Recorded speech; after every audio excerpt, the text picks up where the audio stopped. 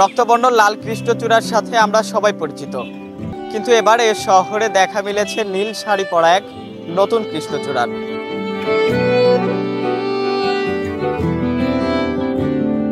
রাজশাহীর উপশহর new market এলাকা থেকে ডাক্তার কায়সার মেমোরিয়াল হাসপাতালের দিকে যে রাস্তা চলেছে তারই দুই পাশে হঠাৎই যেন রঙের বিস্ফোরণ। একটানা যতদূর চোখ যায় রাস্তার উত্তর পাশে দাঁড়িয়ে থাকা কৃষ্ণচূড়া গাছগুলো সেজেছে এক ভিন্ন সাজে। আঙুন রাঙা লাল নয়, তারা এবার পড়েছে নীল শাড়ি।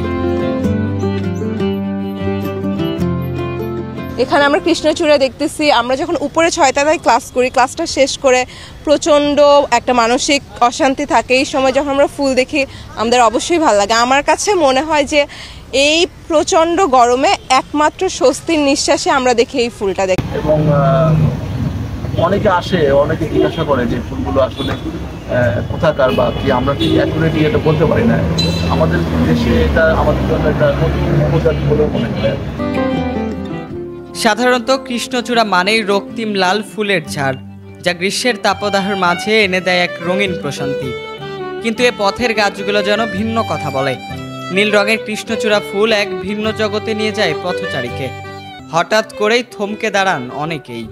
প্রকৃতির এই চমৎকার রূপ বদল শহরের মানুষের কাছে যেন এক অলৌকিক বিস্ময়।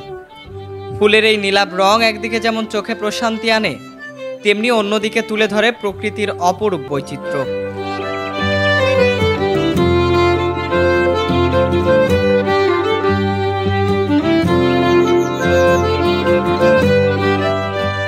কেউ কেউ বলেন এটি নীল কৃষ্ণচূড়া নয়, বরং জাকারান্ডা নামের এক বিদেশি গাছ। তবে স্থানীয়রা একে আদর করে ডেকেই ফেলছেন নীল কৃষ্ণচূড়া নামে।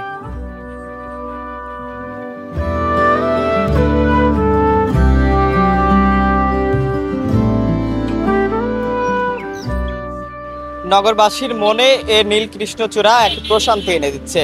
নগরবাসী বলছেন এ রং থেকে যাক আরো কিছুদিন। আশরাফুল অন্তর, ধূমকেতু নিউজ, রাজশাহী।